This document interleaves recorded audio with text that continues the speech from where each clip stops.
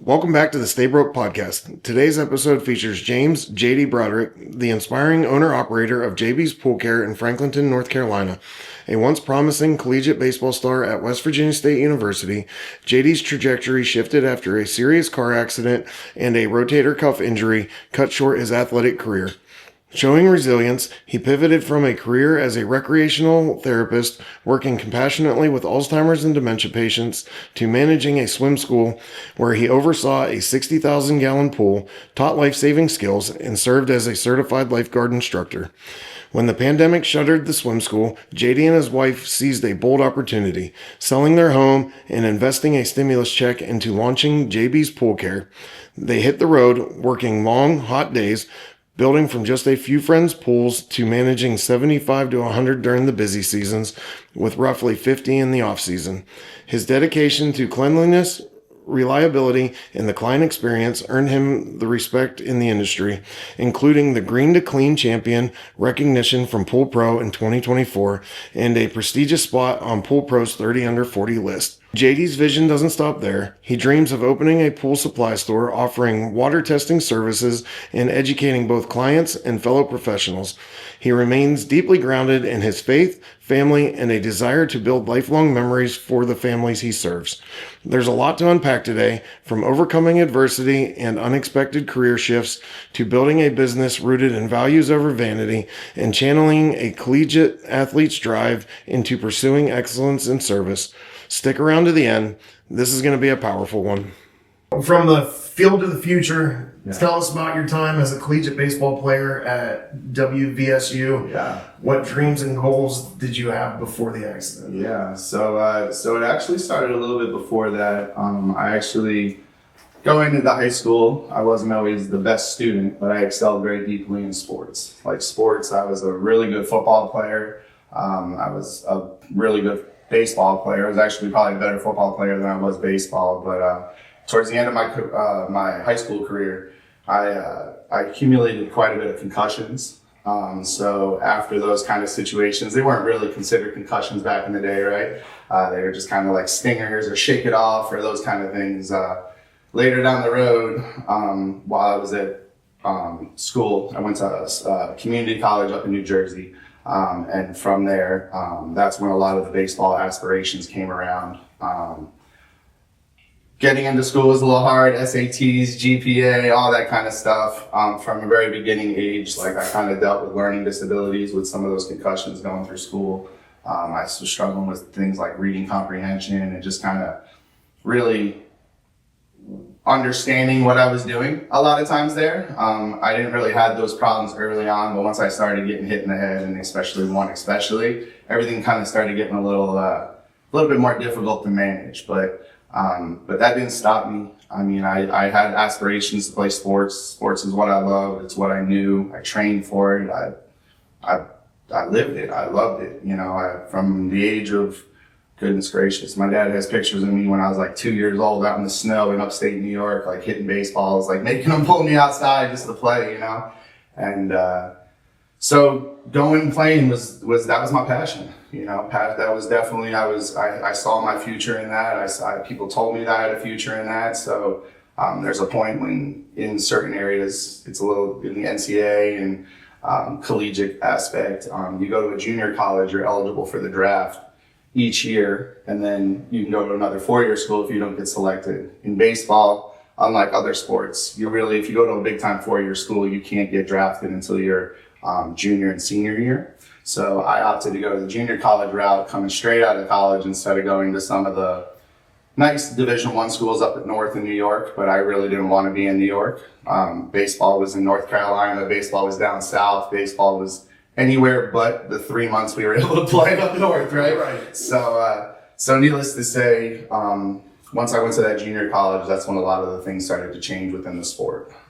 Football, after my last concussion, I wasn't even able to finish my high school season just because they pretty much told me if I get hit one more time, I can have a big time problem. And my mom pretty much at that moment was like, life over success, son, you know what I mean? Like, you know, you got to have your health. If you don't have your health going down the road, you'll never, you really won't have nothing. So, at the end of the day, my family, we all put that in consideration, because coming out of high school, I had letters, and I've done recruiting visits to places like Penn State, Syracuse, Maryland. There was a couple of big time schools that I was planning and having aspirations to potentially go play football more than baseball. But once I got derailed within those concussions, baseball then became my main priority. And it wasn't just to go to college, it was to play professionally. And so that's why I took a little bit of the junior college route. I learned a lot throughout that experience.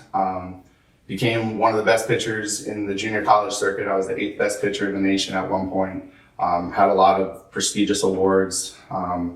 Coming into the one year, that was after my freshman year, I went into my sophomore year, and that's when things kind of got really crazy. There's a lot of scouts. It's a lot different than the NIA now, and all this, like, you couldn't touch a piece of pizza. They couldn't, there's a lot of no-nos that kind of go for it, and a lot of rules you had to follow. So, it was definitely a fast-paced moment. I was just outside New York City. That's where my junior college was in New Jersey, right outside. But at the end of the day, going, experiencing, being part of all that, the fastness, it all came crashing really fast one day. And it went from my freshman year, having a ERA under 1, having 10 wins under my belt, pitching several innings, having the record at the school for wins.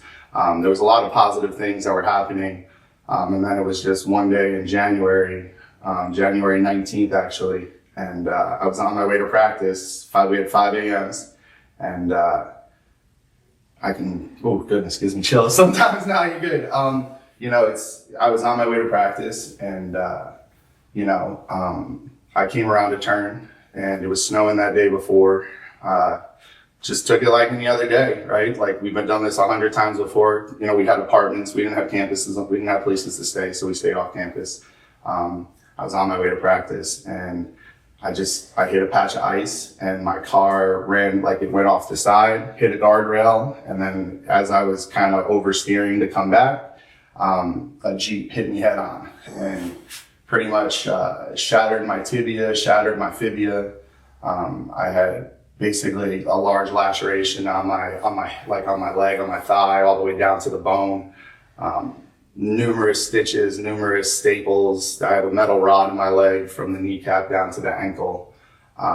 So needless to say, from being at the height of that going into the fall to crashing in the spring or in the winter time, to knowing what potentially stood in front of me here in the summer, once the season was over, there was a lot of hype around that, and wow, was that difficult, right? So, once it broke, there's a lot of parts where you consider them, so you get considered damaged goods, as if, like, you just kind of, you've taken one too many dents, right? And you're not a thoroughbred like they need in those situations. And they were looking for thoroughbreds, and, you might have the bloodline, but it doesn't mean that it keeps up with you over time, right? So they look at it as longevity, even though it's short-term longevity. They don't only really care for you until you're about, 32. And then it's like, okay, you had a great career wherever you took it in any sport.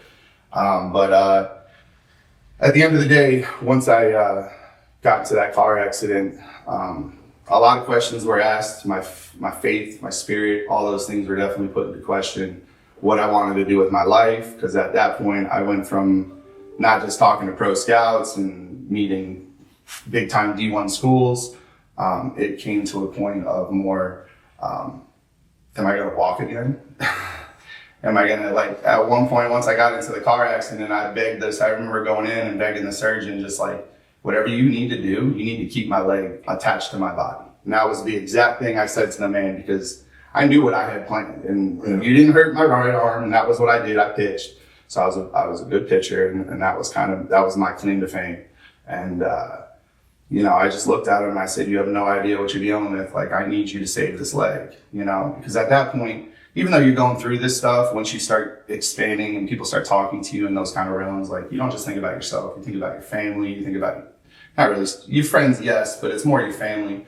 What does this mean for them? The time, the sacrifice my mother and father put in, from financial to time just being there, you know what I mean? Like, there's plenty of times my old man, he had 2 more runs to do for the day, but he found his way at the baseball game, right before the ball, right before they said play ball. So, he always found the time, he always found the effort. My mom worked really hard. So,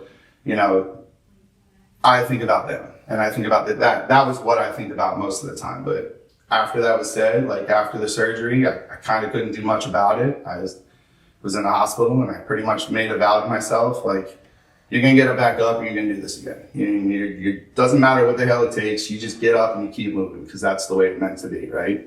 I believe a little bit more in there's a saying, it's like, be a buffalo, not a cow. You ever heard that one? Yeah. So pretty much, don't be a cow and run from all the problems. That's what cows do. They run from the rainstorm, and eventually the rainstorm catches up from them, and they ran for so long, and it's inevitable where buffaloes will run right into that storm sometimes, knowing that might not be fun, but the time period is only going to last for so long, right? Yeah. So that was the thought I thought about when I was in that moment, and I worked my butt off, man. I only had one leg, but I was doing dips every day. I was working out. I was doing everything I needed to do, and 9 months later, I got myself walking, got myself moving. They said I probably wouldn't even be there for a year, if not more, and I mean, I got the pictures to prove it. It's not so much digital cameras back in 2020 or 2004, but I got the pictures to show. Like 9 months later, I was on the mound at Yankee Stadium at pre-draft workouts. George Steiner,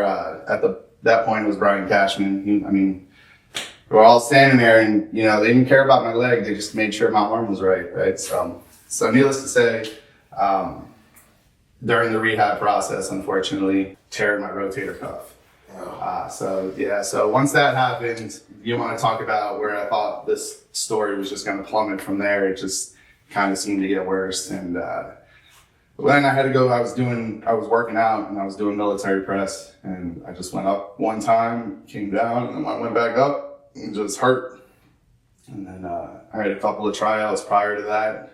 Try to go out there and throw out those tryouts, and I just couldn't touch the 95, 96 mile an hour as I was doing before. And as a pitcher, that's your money maker. That's the money maker. Nah, they didn't care about the leg, man. They didn't care one bit about it, but they, that arm and what I can do with it was what they really cared about. So once that kind of happened, I still was able to go back out the following year, play at my junior college, finish out my career, and then I didn't really know what the future kind of held for me. I still had desires, still had aspirations. I wasn't done playing ball. I mean, I was a good pitcher, but I also had other abilities of hitting and fielding and other things like that, things that I still trained for. It wasn't just pitching I trained for. It was an all-around experience of the game, right? So I could have caught if you really wanted me to, like that kind of thing. And when I was sitting there, it came to a summer, I was actually painting roofs with painting houses with some of my friends, and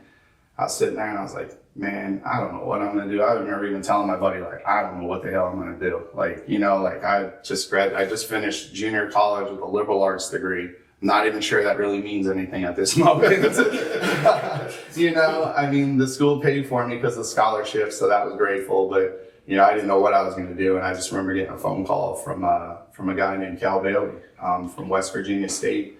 And he kind of sat and he talked to me for a few minutes, and he pretty much gave me another second chance. And he said that he believed that people had second chances. He said if I could get down there and kind of do a little demo in the beginning, like just take some VP and stuff, see if it's something that fits. I went down there. Me and my dad packed up that weekend. We traveled down there, had a little kind of intro meeting, and kind of talked to each other. And at that time, West Virginia State was a Division II school. It's a HBCU. We were definitely they were known for baseball. They were known for good players. They had a 2005 team that almost went to the College World Series.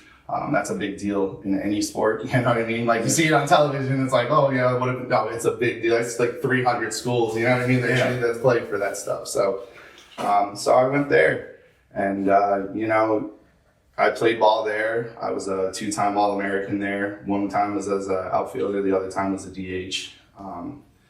Kind of, unfortunately though, as I saw my career go, I went to a couple of almost like Cape Cod-like leagues. It was called the NECBL. As I went out there and I just played and I was with the whole situation, I did good. You know, I didn't do bad. Got voted like the fan favorite and all that kind of stuff just because of my personality and the person I am. But at the end of the day, you know, they didn't see or they didn't trust what they saw within me being physically capable, right? I mean, one injury is one thing. I mean, the leg was already a pretty big deal. And then the arm hurting was just as big of a deal. And so, you know, at that point, as a 18-year-old, 19-year-old, 20-year-old, you can think that you can overcome any situation. And, you know, unfortunately, yes, you can, but not always the truth, right? So long and short. So, you know, I finished out my career. I met my beautiful wife there. That's where I met my wife, Jennifer, who's, you know, that's JB's Pool Care. It's Jen and JD Broderick. So, or James Broderick. And, you know, she played volleyball there, and she was originally from Rancho Cucamonga, California. I'm originally from an area called Carmel, New York. It's out towards like the Poughkeepsie area. Yeah, man, we met in West Virginia of all places and fell in love. And, you know, it's a crazy story and it's a crazy way, but like I genuinely believe I was meant to find her in life. And that comes from spirit. That comes from later on. Like, I didn't understand that in the beginning, but as I sit here now, like, you know, there's no doubt in my mind, this is what she was meant, like, she was meant to be here for that. You know what I'm saying? Yeah. And she was meant to follow me with this journey, because even with now what I deal with, I deal with TBI. It's like it's like traumatic brain injury. That's what it stands for.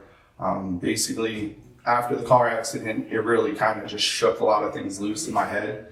I struggled with my temper. I struggled with feelings. I struggled with just what they call it emotional rumination. So it's like when you start to have one feeling, it's like every single feeling comes in, and it's like you don't know how to really process it or displace it or put it into different places. So, you know, I mean, she's such a saint for going through some of that stuff with me, you know, and that's where, like I said, like, as much bad was happened, there's so much good that came out of it. And we tend to look at all the negative things in life and the bad parts of life, but if we really want to step back for sometimes and just, I mean, I'm a Christian, so, you know, you just step outside for a second and look at the trees and just understand what you're living, you know, understand what you're seeing, understand what you got. Because those moments can be taken away in an absolute heartbeat. And as much as you think you're on top of that mountain, the world and the universe just has a way of humbling you. Because even at that time, when I was going through all that, Randy, I'll tell you the truth, man, like, I wasn't the person I should have been. I had a huge ego. I thought I was untouchable at times. You know, I mean, it made relationships struggle. It made friendships struggle. It did a lot of things that kind of made me feel as empowered as I was. I still looked around, and at times I still have this moment of thought. It was like, that was a pretty lonely journey. You know what I mean? Like, as much as I was living this high, like when I had my low moment, I looked around and it was kind of hard to find people. Yep. You know what I'm saying? And when you're at those low moments, it's those people that stick by your side, which is usually your family, right? And those are the people that pull you out of the trenches. They're the ones that take your body and pull it all the way to the medic, right? And just make sure you get better. And, you know, without my mom and my dad and my sister at the time, like, it definitely would have been difficult. And like I said, that's where I get to here, you know, like, we get all the way down the road and all that long story and it's drawn out. And, you know, it's a difficult one to tell, but I believe it's especially for people in general. I love to be able to tell people never to give up, because giving up is a sign of weakness, and God didn't set us here to be weak. He set us here to be strong and go through tough times, but at the same point, learn lessons through those tough times. And I think we struggle to do that nowadays. I think we all rely on the internet to tell us the answers of everything. But, you know, if you truly follow your heart and do things with love and compassion and accountability, you know, and the accountability is just not for what you're doing, but who the type of person you are. I really think that has a big play on how the future plays out for me, you know, and it's a lot of turmoil, a lot of up and down, you know. That's just the baseball side. That's just the athletic side, you know. I did a lot of other things. And like I said, if you got to stop me, because I mean, I'll just keep talking, you know what I'm saying? But it's an interesting story of what I've gone through for sure. It's been a lot of perseverance, but like I said. How do you think it would have played out if you didn't have that good support system at home? Wow. I mean, I don't know, man. I mean, so where I grew up, it was a little bit of a small town. We were a bicentennial town, so everyone knew each other, and so some people appreciated the hard work that I put in, and some people resented the hard work that I put in, right? So it's a little bit of, you're always going to have haters in places, but especially from my foundation of some of my friends, and then my mom and dad and sister mainly, they just always encouraged me. They always pushed me. My dad was an ex-Marine, so he just had a very militant way of doing things. But, at the end of the day, I wouldn't trade it for the world, because I have this mindset and I have this perseverance and I have this thing inside me that doesn't let me give up. And I strongly attribute that to him. And the hard work and the dedication, I mean, that comes from my mom, watching her dedicate herself and making sure that the family was always good. So, having that sound foundation from the beginning to now, like I said, I still have my parents, but they're getting a little older, but that transition fell into Jennifer's hands. And, and I think that's a part of growth as well, is also knowing that people come into your life for reasons and people come into your life for seasons, right? And when they're in for a season, they come and go. But people come into your life for reasons, and they stay there for a purpose. And so I'm just very grateful to have at least my core. I call them my core five, or my core, well, I said extended now with Jen's mom and sister, but at the end of the day, that core group, I owe a lot to, man. I really do. I don't know where I would be, because between alcohol, a lot of things that, you just get very easily, when you get to a certain stage, like everything just seems to kind of be coming to you in handfuls, and it's your job to say no. And sometimes saying no is a hard thing, you just always thought you had to seize the opportunity, right? Yep. And so at the end of the day, without them, I don't know if it would have gone the same direction, without their support and guidance. A lot of times, where I would be, what I would be doing, who knows? That's the question I prefer not to look at most of the time, right? Because it is the what if moment, and it is the what if of dang, like, what if I didn't get into that car accident? What if I didn't happen? And I sit there, and sometimes you can dwell on that, but I feel like when you dwell on the past, that's kind of depression. And when you think too fast in the future, it's kind of anxiety, right? So in the middle, you want to be centered as best as you can in that middle. And so I really don't try to go in the past too much. When I do decide to do it, though, I do it in more of a professional setting. I believe at this point in life, talking to people, having good friends to be open with, being open with yourself, being accountable for yourself, those types of things. Those are important now. So, if you don't have your mom and dad or a wife, there's someone out there. There's a church group, there's a men's group, there's a woman's group, there's a whatever group nowadays that would definitely take some people in and help them, I mean, my wife, she kind of helped me lead me into more of my faith, and she helped me lean a little bit more on the faith when the times were tough. So, first off and foremost, I thank God for pulling me out of that car that day, because I don't think I should have got out of it. So, right. You know what I mean? When it happened, it all happened really fast, but I saw a white light, and I'm not sure what that was, but I know after some of my experiences, and then kind of dealing with the diagnosis I was given a couple of years back, after going to some concussion specialists and stuff like that, because I just wasn't feeling good. And that's when they diagnosed me with TBI, or traumatic brain injury. And that could have been the end of the story there. We wouldn't be sitting here today. Facts. So a lot of people don't have that support system at home, and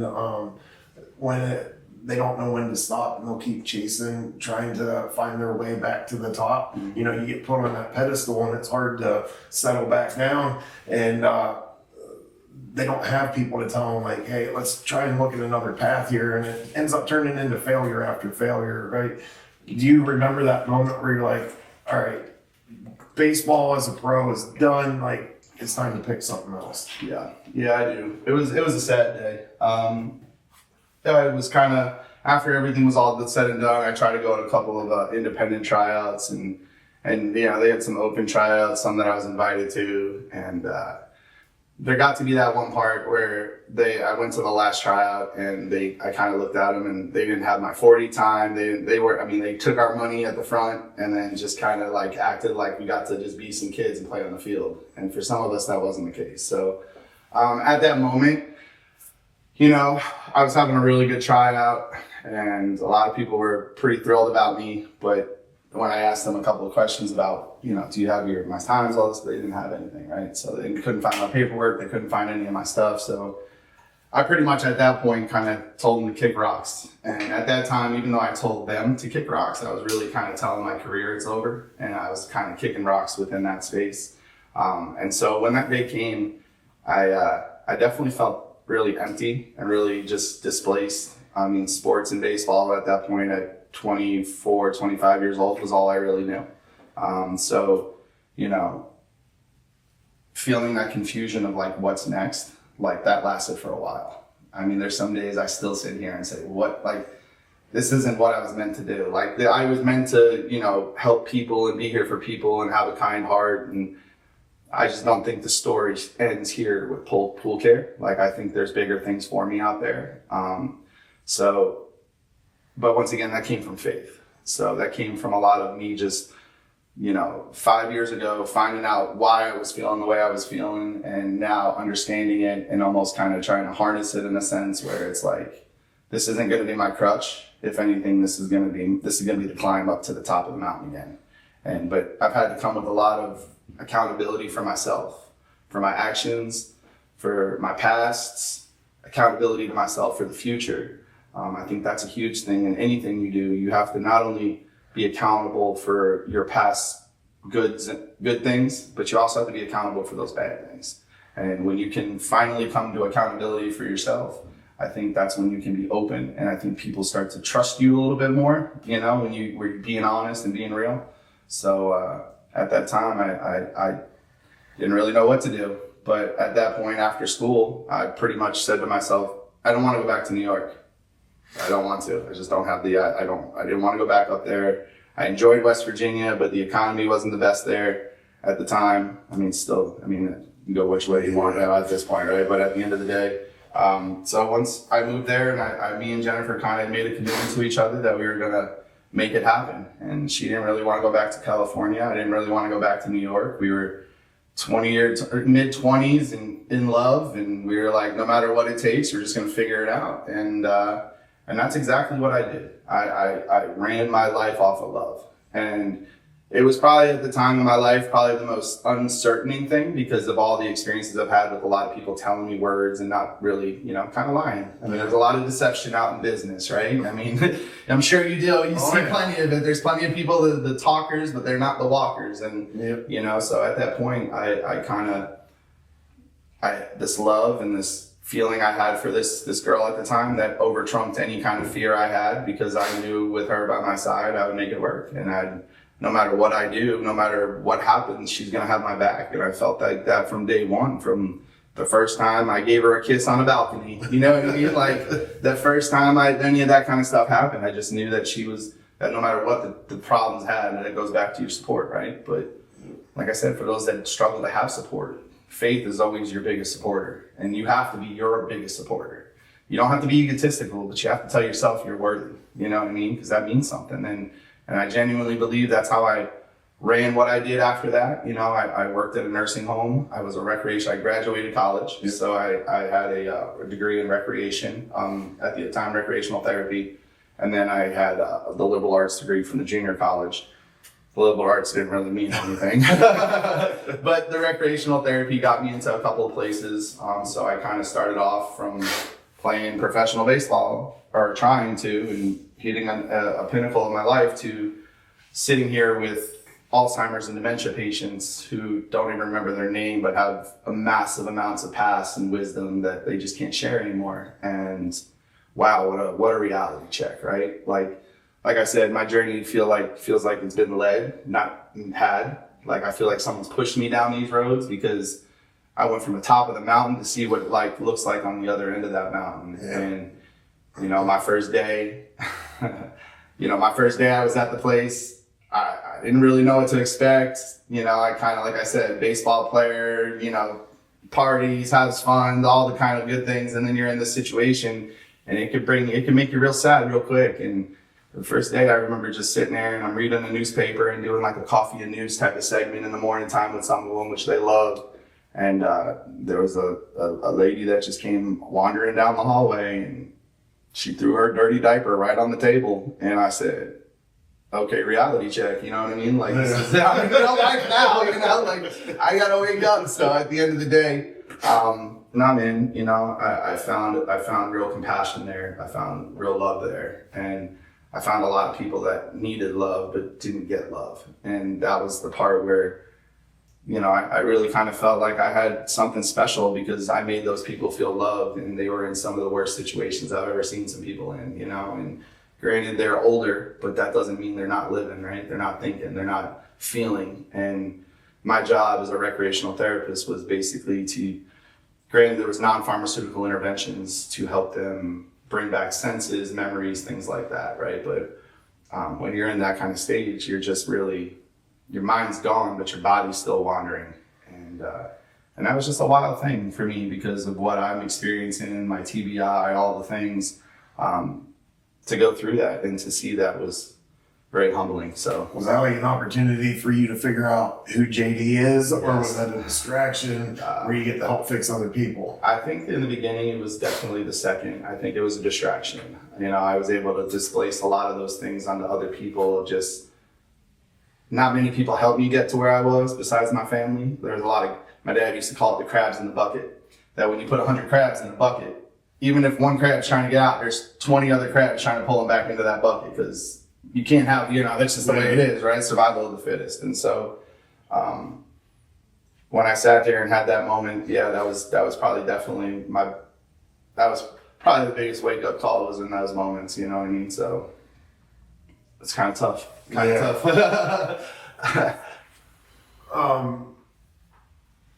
All right, so how long did you stay there? Was that like a significant portion of your life, or was that just like just a moment in time and then you moved on to other things? It was a moment in time, for the most part, at least living in West Virginia. Once me and Jennifer, she got an opportunity to work for a home healthcare agency. She got this like fast track program so that she was able to go and be a manager and run her own kind of like pediatric side of the home healthcare agency. She wasn't a nurse, but she had the business background. And so at the end of the day, she did that and we got to travel a little bit. It was kind of the difference between like going and doing rec therapy for like a consulting company in Morgantown, or do we go to down south and try to start a new life and a new just whatever, and kind of follow you. So we decided to go with her. And, I think she deserved it in many ways because she kind of followed me for a little while, right? And at that time, I was just like, I'll just figure it out. And life will, whatever he has planned, we'll figure it out. And he'll put it in my path. And that's just the way it will be. And so we went down to Atlanta, Georgia for a little while. We lived in Greensboro for a little while. Lived in Wilmington for a little while, and then finally she had an opportunity up here in Raleigh. She took the job in Raleigh, and that was almost 10 years ago at this point. So, I think you hit on something that I try to get across for like why mine and my wife's relationship's so good and why we both have the opportunities to be successful is because we take turns. Like, we work together as a team, but like we moved to Raleigh for her career and I dropped everything and I was like, all right, it's your turn, go. Yeah. And then when she started to hit a bit of a plateau, it was my turn. And then I dove into, leading to the utility company. And then we've just had this back and forth where, it's fun. It's almost competitive, but it's not because we don't care how much each other makes. Yeah. But it's like, it's just, we keep helping each other propel forward. And it's a great balance in our relationship. And it sounds like you guys kind of on the same field there. Very much, man. I mean, at the end of the day, I genuinely believe support in anything, whether it's from friends, family, anything. Support is love. It's a sense of love. And when you have that love for people, you'll support them to the dire end. to the ultimate, and whatever the end may be, like you're just going to support them in good and bad. And yeah, I definitely believe, sharing, taking turns, having their best interest just as long as your best, as well as you having your best interest, is important. I believe very strongly in that kind of integrity, compassion, and trust type of thing. You hold yourself a certain way, you show people compassion, and you build trust. And trust builds support, right? And support builds love. It's a crazy little circle, but when you really can truly harness that and understand that, and that's where I think a lot of like the nursing home for me kind of came into, because at that point I truly understood what it meant to love someone for who they are, and even if they're nothing, like they didn't give me anything, but like the company gave me a measly paycheck, but like the love I had for these people, and like the day that I had to leave some of those people, like, I mean, I was crying, they were crying, like it was true love. And I think people really can feel that. I think when you go in with the right intention, like intention is such an important word in business and just being an entrepreneur. If you go in with the right intention that you want to help and you want to be helpful, I think the skies could be the limit. But if your intention is that I want to make money at any cost, people are going to feel that immediately. And I mean, that's at this point where I'm at now, like that even kind of goes to now, like I build relationships with people, and it's because I'm accountable. It's because whether it's good news or bad news, I'm going to tell it to you, whether you like it or not. Like I'm not here to boast you. That's just the way I am. And my intent is to help you and to support you. It's not my pool. It's not my it is my business. My business is your pool. But at the end of the day, like, just showing you that support and showing that, the relationship is the important part to me.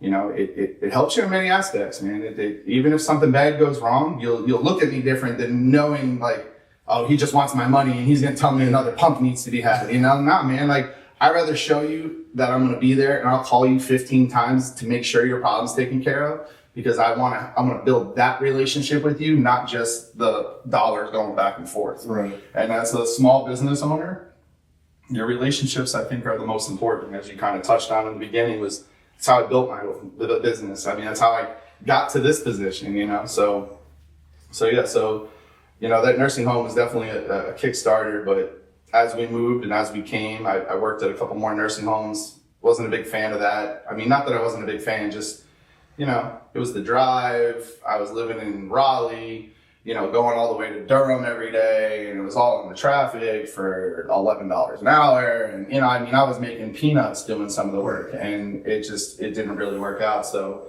you're doing it just for a paycheck. Pretty much. That's what you want to be doing. Pretty much. And what's the next opportunity? And then that was basically where, coming into the swim school was my next opportunity. Okay. And so I did have, with a friend of mine, I had a little side like popcorn business for a little while, made some kind of fun money. It was my first experience into entrepreneurship.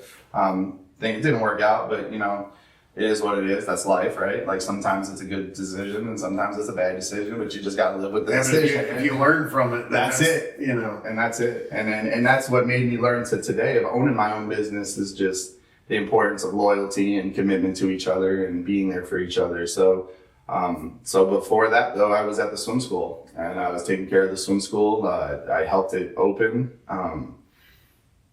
I loved what I did and I had a really good time doing it. But unfortunately with the pandemic, it came into a situation where they didn't seem for it to be an essential business. And I believe recreational therapy is important for anyone. I mean, that's just what I went to school for. So I believe very deeply in the art of play, like playing, and like play science, they call it. Mm-hmm. So it's like, just having that stuff for energy to be taken out of the kids and, just like learning safe skills, being active, just sitting in a stuffy room didn't seem to be appropriate, but that's not my call, right? So at the end of the day, it just went for several months, wasn't really sure what I was going to do. And, So what were you hired for at the swim school? Oh yeah, I should have said. So at first I was the owner, she owned the facility and she was technically the general manager for the first couple of months. I came out as the assistant general manager, eventually going to the general manager. Within the swim school, my job was basically to oversee, sales, relations, take care of making sure the lesson plans are being taken care of, hiring, firing, of course, and then of course taking care of the actual pool itself. So the pool was kind of state of the art at the time with some of the salt systems and heaters and dehumidifiers and sand filters and pumps and all this stuff to really keep the place in optimal conditions for kids that were swimming from 4 months old all the way to 12 years old. So, the water was always at 90 degrees for the infants, and there's a science behind that, but that's their thing. So I ain't gonna trademark, start saying anybody's trademark, right? So, but at the end of the day, it was my job really kind of to just run the business, really. It got to a point where the owner, she was doing a lot of outside stuff, chamber meetings, things like that, for her situation, it was extremely important to be part of those community-based situations, especially when you're trying to help the community in the life save. I mean, swim school, it seems just like fun, but for where we live around us, there are lakes, there's oceans, there's pools everywhere. Like those, it was at that time it's like the number one cause of death for kids under 12 years old. Like it's crazy. Drowning was a big thing. So while I was there, I did a lot of that. Plus, I got certified as a deep water lifeguard. So I got certified to teach all of the people that taught the kids. It was still important for all of us to be lifeguard certified. I then went off and I would teach all the lifeguards and do all the training. So I wore many hats in that school, and it was a great learning lesson of just how to run a physical business like that. Because at one point I was just part of a business. I wasn't running the business, even though I was running my own department. It wasn't the same thing. You weren't having to be accountable for timesheets, time off, who's filling in this, who's filling in that. And then of course it's younger kids from like 17 all the way up to, I think the oldest person was like maybe 30 at the time, so you're dealing with so many different personalities. The kid maybe has a sniffle this day, or the parent can't get babysitter for that day. So you're just dealing with so many different problems. But within that, so what was your mindset while you're working there? Is it like, I can see doing this for the rest of my life, making a career out of this, or is this just a stepping stone? Yeah. So, after baseball, I kind of dived into just lessons in general, kind of like what I grew up doing. I didn't have a facility, so I was kind of doing at local parks and stuff like that, just giving like one-off little lessons to kids and friends and stuff like that. And I really enjoyed just the lesson structure, the lesson base. It was something I felt comfortable with, just because as a young kid, I went through the same thing. So understanding that, yes, there's structure, but fun has to be the first and foremost, especially from not only just my physical background, but then my educational background within recreational therapy and things like that. I understood how important, playing and stuff like that was. So when I got, I just lost my train of thought. What was the question? Yeah, right. No, I was just asking about your mindset while you were working there. Was it a stepping stone or? Yeah. So it was 100% a stepping stone in regards to just knowing how all of that functions within the full circle, right? And just from customer service all the way to selling them, to making sure they're happy, to making sure it's being productive, to making sure that they're happy again and they want to come back, and then the cycle goes all the way back around, right? Yeah. And there's levels and ability levels and stuff like that all kind of really help, like I said, just make it a full rounded circumstance or situation for me to truly learn. I mean, I really got to learn what it meant to start a brick and mortar from ground up. It was originally just I think it used to be a Blockbuster with replaced fire. Yeah. And then all of a sudden they dig a hole, and you're dealing with contractors, and like I said, I learned a lot, and it all came at me really, really fast. But once the pandemic happened and all that stuff went to the other side, it really it made me confident that I can do this. I was doing it before. I just not that it was a problem. I knew what I was signed up for. That's why, you get a job. But at the end of the day, it's I can easily probably do this myself, And I talked to a few people, and they encouraged me in this space. And I was like, you know what? Let's do it. And that's so it was situational then. You weren't all right, I'm going to go into this opportunity and figure out what I can do for myself going into the future. It was a little bit like that in the sense that once the pandemic came, I really didn't know what to do. So they were going to have me come back. They were cutting my salary, cutting other things that came with all of it. And it just wasn't conducive for me and my wife. And during that pandemic time, we sold our home. And we pretty much, at that time, I mean, we were thinking about moving anyways outside of where we were living. And, the pandemic happened and we sold our house, and it was just kind of like a chaotic little time to where then we got that check, that stimulus check. And, we took some of the money from the house sale and some of the money from the stimulus check. And, we were just like, let's try it. Like, I had one lady who, she's passed now, she's sweet lady. And she was like, hey, she's like, because her husband passed a couple of months prior, unfortunately, like a very sudden thing. And so she was extremely overwhelmed. And I just told her, I said, let me just come help you.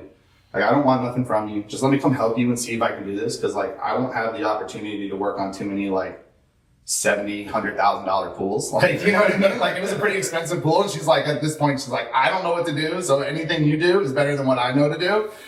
So she had like waterfalls and all the other stuff. So she kind of gave me the opportunity to kind of just test my knowledge, because dealing with a pool from an inside standpoint to an outside standpoint, like way different, like so different. And I mean, we were pushing hundreds of kids through that swim school in a matter of a day, in a 4 or 5 hour day.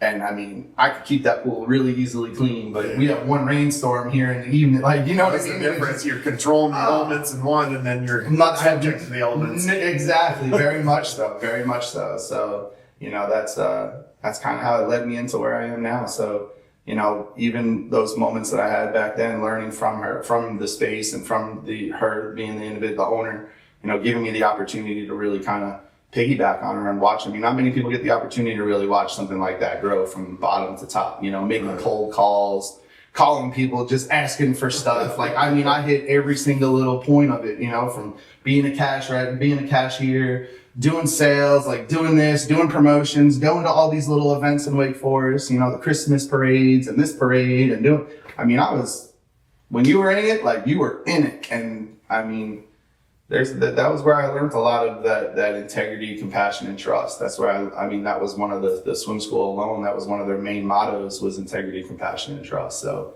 I kind of taken that and ran with it in my own little way, with my business now. So then I know you're big on word of mouth, not a lot of advertising. I think I read that you spent a total of $5 in advertising. So, like, did it take some time to get it going, or did you hit a point where it just kind of took off? Yeah, it was a little bit of both, to be honest with you. Being in this kind of the service industry, it's a little niche. It's a little, you gotta know water chemistry. I'm a CPO certified. Like, I took the certification classes. I'm still continuing my education classes. And that's usually, you have those for like just commercial use, but like I use it for residential purposes, right? So most of my people are residential. And so, moving within the business, like, this is how I've kind of grown everything, because I started off with the one lady who just let me use her pool, and then it turned into her next door neighbor was a flipper, and then had a couple of pools houses she was flipping that had exterior pools, so needed things like liners replaced or the water just treated for the time until someone bought the home. So that kind of just pumped it up a little bit, and then I put one Facebook post out there, because at that point we weren't really sure, like, is this what we were like? Because once we put this out there, like, and I've talked to a lot of people in the area, and they're like, yeah, there's not a lot of people that do what you do, and there's not a lot of people that understand it, and there are people that understand it, and then they're not accountable, and there's a lot of those. I just took pieces from like It Seemed Everywhere and just kind of collided them into my business model, and and at the end of the day, it was $5 in Facebook. We put a post out there, we boosted the post. That turned into 3 more clients, and then those 3 clients, they enjoyed who I was, the relationships, all the things I was kind of talking before about love and everything. Like, I go out there with the intent that I don't look at it as just a service that I give you. Like, I give you the opportunity to spend quality time with your family. Like, going out there and like, it's how I got these awards. I mean, this is how I got these other things moving forward, because I took what was a headache to a lot of people and difficult to deal with, but a place that they so badly yearn for within family time and recreation and everything else. This is how it all comes full circle, right? So it's like, when I look at my business, yes, it was that $5, but it was my intent and my love and my compassion and my accountability to my clients that I think, that word of mouth just kind of helped it, because they spoke about me with love. You know what I mean? If they just spoke about my service, oh yeah, he does good. Nah, like, he's a really good dude. He's there for you all the time. Like, that kind of relationship that I build with my clients, that's where it pours over, right? Like, this is, and it's not just like, oh yeah, well, there's this service company and then there's this service company, or you get you know what? I got this one guy. He might be, he might not be the cheapest, but he's not the most expensive, but he's accountable. He's nice. He's cordial. He brings your dog treats every time. You know what I mean? Yeah. Like, now all of a sudden I'm like, I've gotten invited to Thanksgiving from some of these people at this point. So sometimes they call me just to come over and talk. Like, and that's why I want to be a pillar in my community, right? Like, I had those moments in my life where, fame and fortune is what I thought I wanted, until I realized what was really important, and people and connecting and love and supporting each other. These are the things that really matter. And that's what drives my business, man. And I think, even through social and stuff like that, even though that place and that platform, it's not my place. Like, I use it, but it's not my place where I express myself. I feel like we can get very isolated even in those social spaces, right? Like, we can just sit here and kind of constantly just worry about what we got going on this little platform, even though in reality, you could be touching hundreds, if not millions of people, some of these influencers, with what they say and how they say it. And, and that's my goal within that aspect of social, because I don't want to be put in a box. I don't feel like love is a thing you put in a box. It's something that is meant to be spread all the way through. So, and I think emotions can come through with those intent. And when you post things and you see things, and, once again, it's the intent part, right? Yeah. Like, you do it with the right intention. If I'm going to do a post, if I'm going to do a video with you, I'm not going to just be like, I'm going to go in there and like, I just want to do this. Oh, no. Whatever dance you're doing for the day on TikTok, right? But like, if you go in there and you really have intent that I'm going to make this the best experience for whoever's going to watch it, I mean, you just do whatever you're going to do with more passion. Right. And I think that's just how it builds, man. So, in many worlds, social is great. It is a place that I have platforms, but it's the word of mouth and the true relationships I've built through just action. It's all fleeting.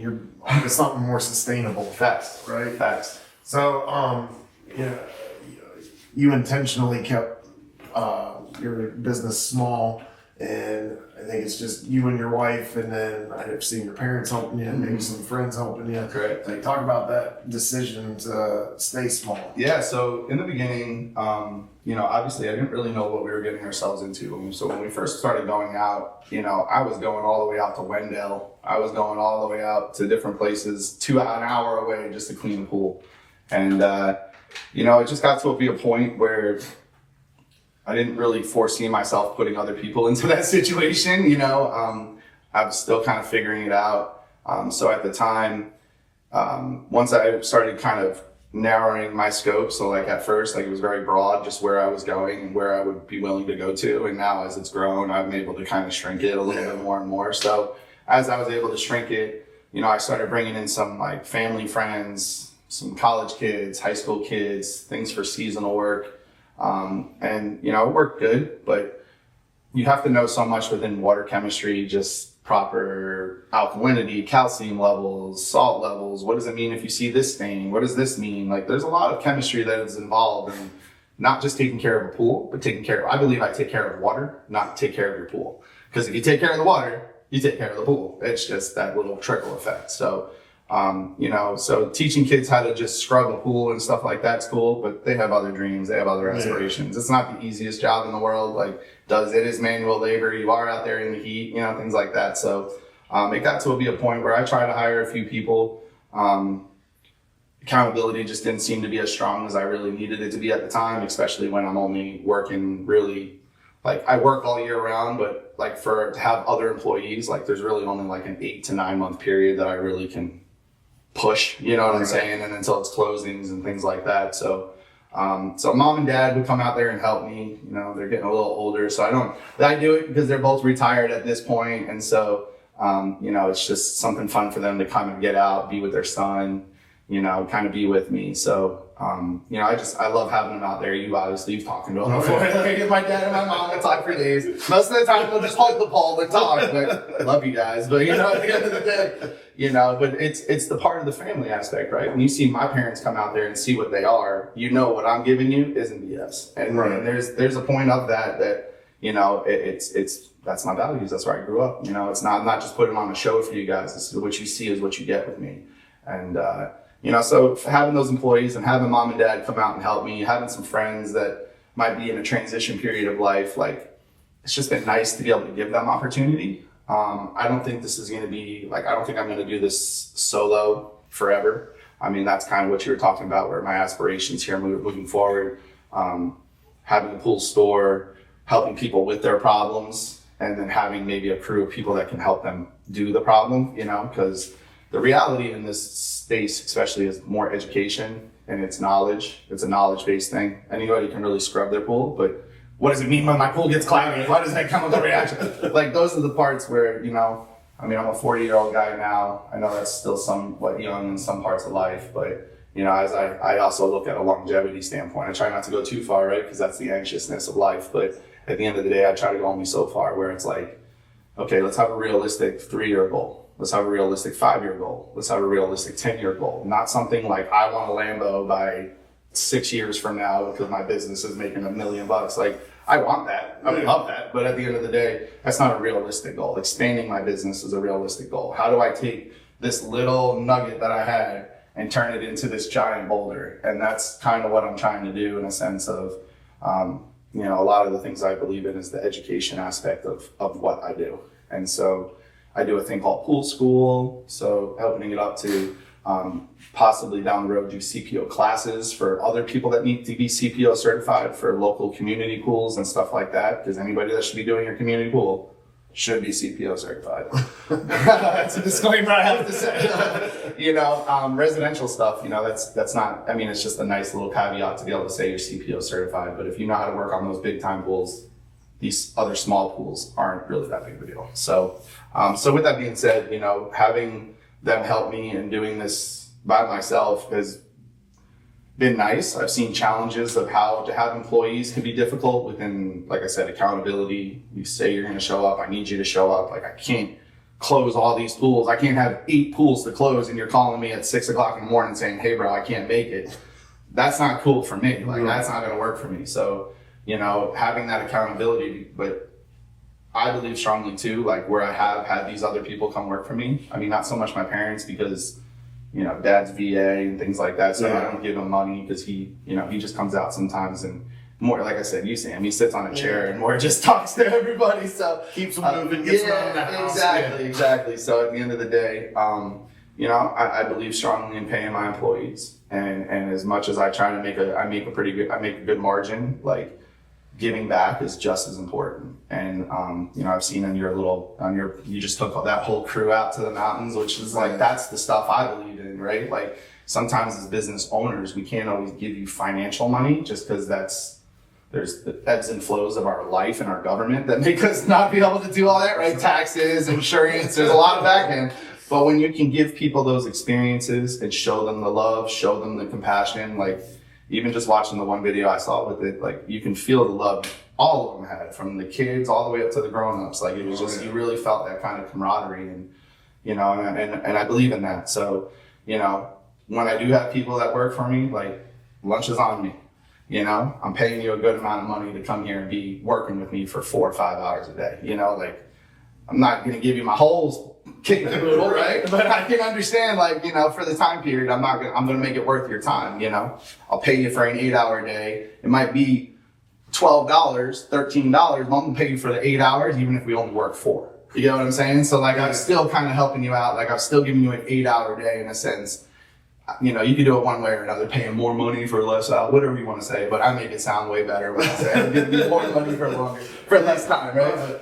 People succeed, and then they get into this mindset, look what I did, and it's like, no, look what we did, or look what they did for me so that I can do what I do. And I can't always show my appreciation, but, like, making sure that I do when I have that opportunity is super important. Yeah, the one motto I also go by, and this is just from day one of sports: teamwork makes the dream work. Yeah. And it sounds kind of cliche, and it kind of sounds like whatever, yeah, sure.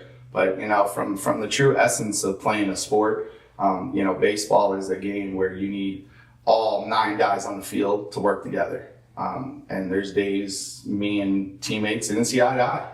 And there was times that, off the field, you wanted nothing to do with each other. But once you hit the field, you got to be a teammate. Because in order to make the dream work, which we're all working hard for the dream, let's be a team. Let's be together. And I don't know, man, in a world that seems kind of divided in that sense, I think we could all use a little bit more teamwork to make this dream of life work, so 100%. It's a true essence of business, I think. So especially if you have employees, even the seasonal ones I have, like I said, that's why they always want to come back. That's why I still have engagement. That's why those guys are still talking me up. That's why even when they're out, they might be 22 years old at this point, but when they're walking around and they meet their buddy's mother who's got a pool, like they throw my name out there, and it's all because of the experience that they had with me. And it's a thing that a lot of people sometimes will take less money because they know how you feel. And as a business owner, your job as the owner, yes, it is to make a business. Yes, it is to provide, but you have to look at it further than that and realize what you're providing. And it's not just a paycheck. Yeah. It's food on the table. It's birthday gifts. It's Christmas. It's holidays. It's all those little extra things, and people feel that. So, when you're able to do nice things like that for people, like, they work harder for you. They care more. And that goes right back to that support and that love. You can trust them. That's support, right? You don't love somebody you don't trust. That's just the reality of it. So, yeah. So, So I talk a lot about investing in yourself, and it doesn't have to be monetarily, it doesn't have to be going to school, but like you've been talking about it every step of the way. You keep talking about, well, I got certified in this, I learned about this, I'm continuing to learn about this, I looked into this opportunity, and like that's what I'm talking about when I'm talking about investing in yourself. And I feel like doing that along the way is why you got named, Green the Clean Champion of 2024 and got these awards. What did getting that award mean to you? Oh, wow. Well, it meant a lot from the beginning, just because the award itself, it was given out to the top. Well, the one award that I got from Green to Clean, it was a contest that I just entered. So I entered basically a pool that was really green and kind of gross, and I was able to transform it within proper chemistry, filtration, all that kind of stuff. And it was a very big difference. And they chose me in the beginning, cool. And then I kind of put another one in there, and then they kind of chose me again. And then, so it was like, this is the parts of social and other parts, but it means a lot in regards to those little awards in the beginning led to the bigger ones that truly shows how I excel in what I do.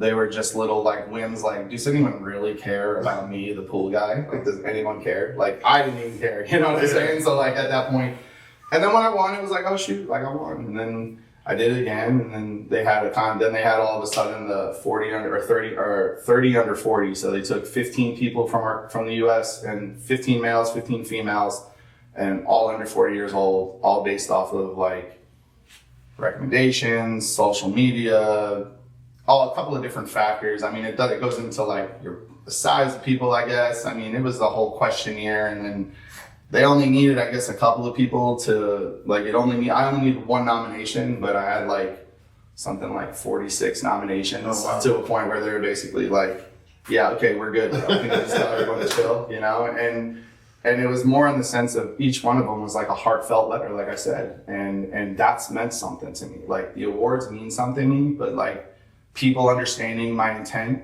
and that I really just want them to be happy. And like when I show up, like I care about your kids. I care about what's going on in life. Like, I don't have my own kids, so I care. Like, caring is so important nowadays. And so, getting those people to vote for me, say those kind words to me. I read some of the letters. I didn't get an opportunity to read all of them. They didn't send me all of them, but some of them, when I actually went and talked to them, they're like, well, here's a few of them, and I got to read them. And, I'm in the middle of an expo in Dallas, and I just want to like cry because it's just like, it's so overwhelming, man. when people appreciate you, there's a sense that you get that is undeniable when true people care. Right. And they just, they're there, good job, bud. That doesn't, like, come here, man, you did so good. Like, a hug is so different, and I felt each and every one of those people's hugs from those pieces of paper and from their words, and from a kid who struggled with reading comprehension back in the day to understand what was written down on books and papers. Like, I felt every single thing that they said. So, I think they felt it. I think the people that made these awards felt it. And it's why in many worlds, most of the people that I was in competition with were from Texas, California, Nevada, these different places that, these pool industries, they have thousands of customers. Right. I'm just a little guy out here in Franklinton, but I touched so many people, I think touched their hearts by the overwhelming support. And then the support didn't just come because they said it. Like, I truly do it. And I truly mean what I said. You know what I mean? Like, that's something my dad's always said to me, in the sense, like, do what you say and say what you do, right? And that's just that simple. And I think people felt that. And then that led me into getting one of the places for the top 15 in the country for under 40. And then I was fortunate enough to receive, I went to Dallas for the award ceremony, where I was chosen as one of the top guys under 40. So I was chosen one of the 3 other guys under 40 to represent the pool guy of the year under 40. So unfortunately, I didn't come in first. I don't know what place I came in. Right. I like to think second. Because a couple of months later, they gave me a call, and I've done another podcast with Pool Nation. That was a lot of fun. And then a couple of months later, Pool Pro magazine featured me in their cover and gave me a whole centerfold spread, and kind of talked a little bit about everything we're kind of talking about here, a little bit more in a Cliff Notes kind of version. Right. But at the end of the day, they didn't get me crying. But at the end of the day, it was a super honor. And that's what I mean. Like, pool guys in general, they don't get this recognition. And this is where I think, being the type of person I am, having the faith I have, like, all things happen for a reason. And in many worlds, I've noticed that living your life in that regard really kind of opens doors for you and way more opportunities than to be closed off, negative, egotistical, all of those things. They get you alone in a hospital bed with nobody around you. You know what I'm saying? Yep. Wondering, where's all my friends? Where's all these girls that loved me? Where's all these people? And they're all gone. And this is the moments where, when I feel this love from these people, that means more to me than any award I can get, because it means 2 things. One, I have a great relationship with you, and I have a relationship. I don't have a camaraderie. I don't have just an interest. We have a relationship. And within that relationship means that I'll have your business forever.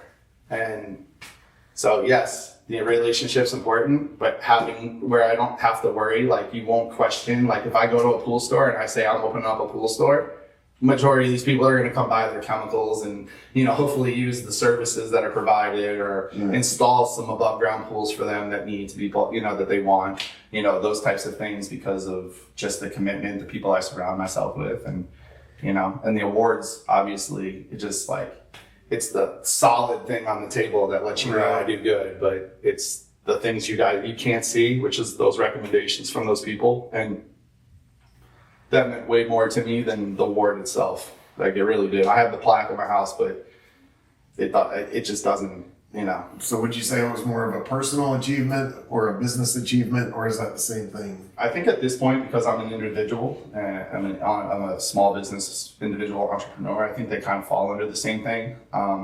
Because my business is my life. My life is my business at this point. I pride myself on being there for people. I pride myself on making things happen. So, when it comes to my business, you're getting JD. You're getting JB. Some of y'all call me JD, but it's JD. But at the end of the day, a lot of people, they feel that love, and like I said, that's the part where it crosses the business and it goes into personal, and getting that big hug because you're like, this is the first season that my grandkids can come over and parents feel comfortable with having them swim in my pool. And we've spent the whole summer with them. It's never happened like that before. And whether that's what pulls you guys in just for an experience together, it doesn't matter. Like it's a matter of bringing those people together. And, and like I said, that's where I think I'm fortunate where some guys, I think anybody that does a service business, I think we all have to understand a little bit that they're calling us because they are fearful and they don't know, right? Like if they knew or they had the time, they would probably do it themselves. Most people. Yeah. I mean, and at the end of the day, you can comfort those people's fears or make them feel better than fear. I think you can, that's how you build the relationships with them. Whether you're a plumber or an electrician, like you're AC guy, like you're coming to their house, like, you have to understand, like, they have no water. They're fearful. I can't take a shower. I can't poop. I can't do anything that I need to do. That, you know what I mean? That makes my life more difficult, and that makes people fearful. We're in a society now that is all based off of quick, fast responses, and sometimes, especially in the service world, we can't physically do everything because we got to wait for parts, but we can reassure you within our accountability, within the way we speak to you and the way we do things. So, I think when you ask that question, I think everyone can probably bring a little personal into business because we can all remember that we're human. Yeah. And sometimes we look at the dollar bill and that's important, but not every human being is a dollar bill, and I think we start looking into each other's eyes and not at each other's pockets. Like we start kind of doing something. So, yeah. But that's me. That's me. But I think, the mindset, a lot of what you do is based off your mindset. The mindset it takes to be an athlete at a high level, the mindset it takes to be a CEO or an entrepreneur, they're so similar, but also the mindset it takes to be an addict that fell to substance abuse. It's all in the same realm, and I really believe it comes down to just a couple of choices. When you were going through all the ups and downs over the last 20 years, like, how did you continue to make the right choices? Wow. And did you always make the right choices? That's a great question. The first part would have felt a lot better to answer, but if I'm gonna be real, I didn't make all the right choices. I mean, even to now, like, there's still days, we all struggle. We all think that we know everything, but we don't. And that's how wisdom is gained and how you learn through hard knocks, right? That's kind of what some people say. I believe you can be smart, but smarts come from books and from reading, but wisdom comes from learning and the hard lessons you learn throughout the process. For me, like, I don't think, like I said, I don't think you ever stop learning. I think this is always a process where it's not just a physical thing where you have to continue to educate yourself, but I think you need to evolve and find worthiness within yourself and understand that even when times are tough, you're still worthy. And even when times are hurting, you're still worthy. And you always gotta remember your self-worth, not your ego. That's different. Your self-worth is, I love myself. I got this. I'm strong. No matter what this person says to me, I'm not saying this to myself. You're a good person. You just hold your values, and that's worth. And that was one of the things that I think in this whole experience, and especially even in athletics, like, athletics taught me consistency, taught me regimen, taught me accountability. But when it comes to self-worth, sports tends to it tends to inflate the ego, not the worth. And ego is that fear that's inside of us a lot of times. That's why we act out in our ego. Overcompensation is because we're fearful. But understanding your self-worth, you don't have fear because worth is way bigger. Once you believe in yourself, you don't need I don't need anyone. I mean, nice to meet you guys, but I don't need you guys to feel my worth because I believe in myself. And I didn't always feel that way. There's days, even with what I got going on personally, like, there's some days I wake up, like I woke up this morning, my back's sore. But guess what? I gotta go to work. I gotta be there. I have to show up. And there's days that I understand my worth to where, like, the other day I had to call it off because it's just like, hey, I gotta take care of myself. So I gotta understand my worthiness, not just to myself, but I gotta understand my worthiness to my customers. And understanding that worth within inside yourself, I believe, can excel you in anything you do because, like you said, it's a mindset. And worthiness is not something you feel, it's something you think. And if you can think it, for the most part, it can be. Your mind is in a powerful place, and it's a very deep place where a lot of us don't like to go. And that's sometimes, like you said, like addicts and stuff, like they are addicts because they fear. And there's something that has them there that are fearful and why they have to consume. And listen, an addict doesn't just have to be drugs. It could be cheeseburgers, Diet Coke. It could be television, social media. You can go on and on, you know? And, you know, that fear is an evil thing to necessarily walk around with. You see a lot of people that are hurting, that, you know, you look at some of our streets and the addicts that are running around, like these people, yeah, they might have made some bad decisions, but they're still worthy. And depending upon who you believe or what you believe in your spirit, I believe my God still finds him worthy. And whether you're struggling or not, you always have the time to change it around. I think that probably is one of the biggest quotes I could think of, is just that exact thing. Like, there's no such thing as too late. You know, I'm 40 years old. Like I said, I know that doesn't seem that old to some people, but, you know, in my lifespan, I seem like I'm getting older. But I'm learning more at 40 than I ever have at 39 years prior. And I think that has a lot to do with that perseverance and that worthiness. And, you know, just knowing that you can wake up every day, do what you say, and say what you do. That's worth. And I think that really pushes a lot of people through any adversity, myself especially. So you're talking about, you know, getting a little older now, and with that comes some thoughts about the future and what things start to look like. Have you put any consideration into like what the future holds? Do you have any plans on the store? And like getting into the retirement realm, it's something that's really hard to think about as an entrepreneur. Shoot, it's something being a person nowadays, it's something hard to even think about in general, is retirement, right? So this is where I think in some ways it's maybe not retirement, but it's a pivot, it's a shift. Owning the store would be less physical, would be less on my physical body, less on my physical person. You know, so certain things like that, that's where the store kind of becomes my goal and my vision, because that is my retirement plan. I mean, I watch some of the individuals that are local here that own some of the pool stores, and, you know, they're older individuals, but, you know, they've been two individuals that I've really kind of leaned on a lot in my beginning. I call them I consider him my Yoda to my Obi-Wan, or however, you know, he's a little older, a little bit wiser, he knows how everything's done, and you know, it's just kind of like, that's the part of it, is just kind of seeing how you never really have to slow down. It's just like we talk about, some mindset. And I would like to retire, but you know what I notice a lot of people that had their business, if you have a business, it means you have a passion. If you have a passion, it means you're not working every day, you're just being.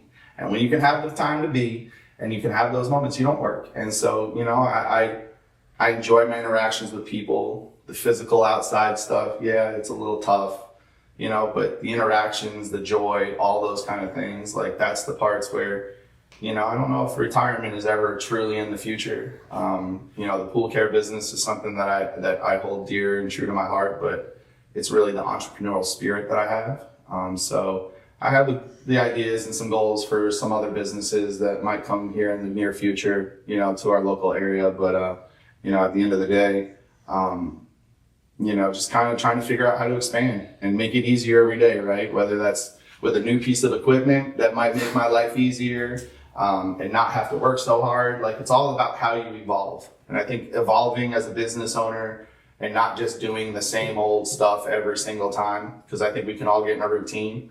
But I don't think life is ever meant to just sit here in the mud and just be stuck.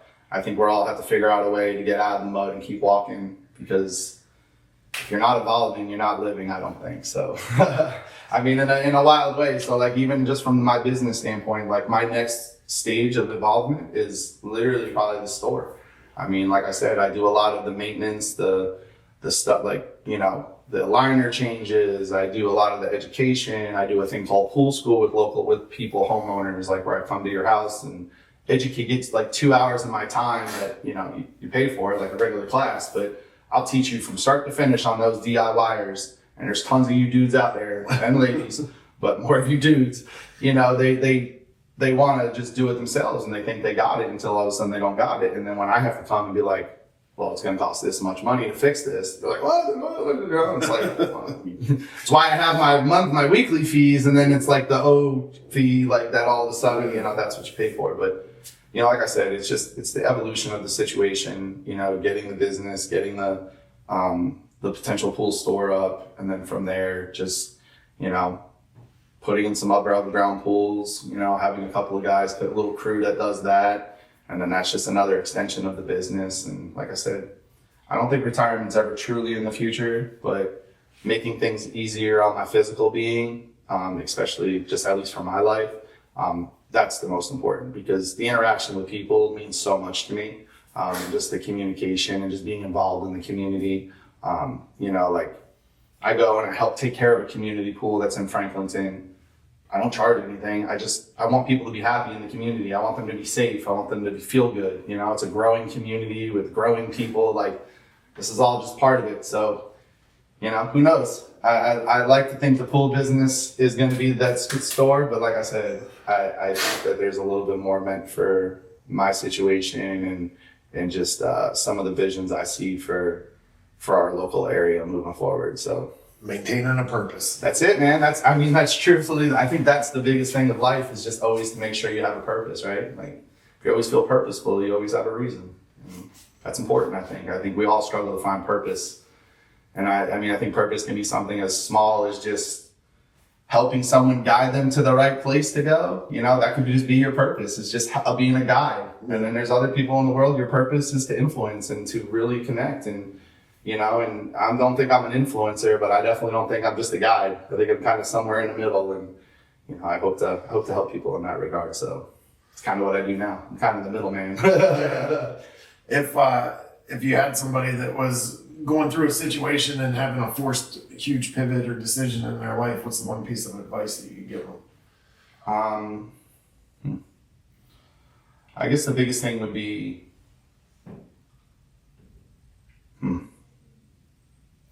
I mean, I know it sounds like cliche, and I said it before, but just know your worth. You know, there's a lot of haters in the world. There's a lot of people that don't want to see you succeed because that means they're not succeeding. And that's a real terrible place to feel in life. There's a lot of people out there that want to see you fail and others succeed. But if you always understand your worth, you always understand, you always keep your values strong, you know, have compassion, have integrity, have accountability, give yourself worth, give yourself love, self-talk. I mean, I believe deeply in meditation and manifestation. Like, I believe deeply in those things, that all of that is really being within yourself, and manifestation is positive talk, you know, like I do have a good business. I am healthy. I am love. I am these things. That's reminding ourselves that we're worthy. Because there's not a lot of people that go out there and give you a pat on the back nowadays, right? Like, there's not a lot of people that just meet you, you know, and shake your hand. Like, I was out in Lewisburg dove hunting over the last couple of days, and, you know, the way farmers do it is way different than we do it in these commercial businesses, right? Like, a handshake goes a long way with some of those dudes in the tobacco fields, and, you know, you're here now, and, you know, you can barely get a guy to fill up a cup of Pepsi or something like that around here. So, you know your worth. Just don't ever give up. You know, no matter how hard, if it's really something that you believe in and it's something that speaks to you, I don't think it's ever something you should find limitations on. You know, there's no such thing as a dumb idea. There's always somebody out there that could use whatever you're thinking, because whatever you're thinking is probably trying to help you, you know, so there's no such thing as a terrible idea. You know, the process and the way that idea is implemented might be kind of terrible, but there's no terrible idea, right? So just constantly just find your worth, find your value. Just believe in yourself, man, because that's I think that's one thing doubt is a dark place, and in order to overcome darkness, you need to find the light. And sometimes if you struggle to see the light, it might mean that you are the light.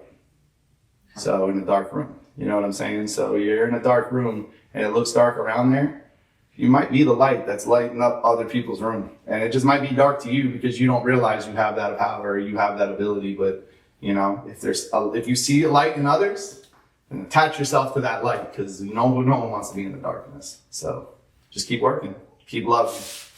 Great advice. What about on the professional side? Is there any tips or tricks or any one thing you'd like to tell somebody that's looking and getting into this industry? You know, as much as I did kind of downplay it a little bit, social media is probably, at least for a younger population, and sometimes you got to realize that younger population is going to be the buying population, is going to be the population you're going to serve at some point, whether they're 25, you know, like it's the reality. Like my clientele ranges deeply. Like I have some people that are young guys, and then I have some other people that are super old. And, you know, at the end of the day, from a business standpoint, you know, just treating each one of those people with compassion, treating each one of those people with respect, I think would ultimately be one of my biggest advices to the people in the business world, is just understand they're calling you because they have a problem, not because they know you can fix the problem. Like, don't make them feel stupider than they already probably feel calling you, you know? So, you know, from a business wise, just hold yourself with integrity, hold yourself with accountability. And you know, sometimes as business owners and entrepreneurs, we never really want to admit that we do something wrong, but we are human. And I think sometimes honesty is the best policy, and just be honest with people, man. And, you know, in any business aspect of life, I think that's the most important thing, is just, you know, even if it feels like it's going wrong, you have to be honest and you have to be truthful, like, you know, and that's part of it, you know, so. You took us on quite a journey today, and I feel like things are always better received when it's coming from a place of experience rather than judgment. Mm-hmm. That's why I love bringing in people like you to talk and share your stories, so we really appreciate your time. Thank you. Tell us about how people can get a hold of JB's Pool Care and where they can find you.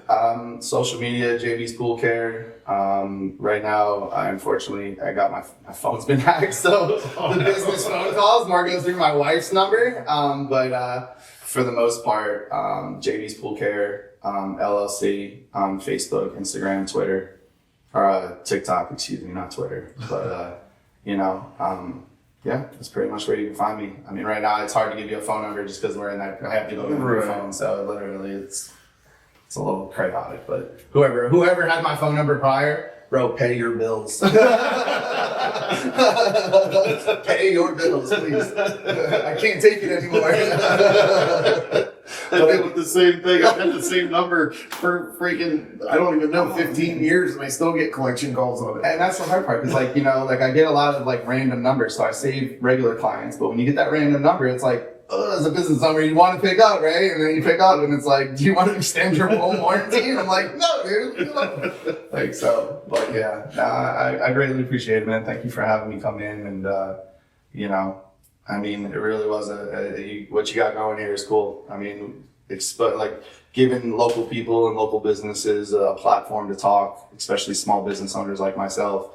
I've been fortunate enough to have a little bit of bigger experiences within the magazine and podcast prior, but, you know, at the end of the day, focusing on these local people, this area, this town, this space is growing exponentially on a daily basis. And the more people come here, the more they're going to need good service people and good people to provide good business insight. And, you know, I just, like I said, I appreciate you having me, and good luck to you in this. This is really cool. Awesome. Appreciate it. Yes, no doubt.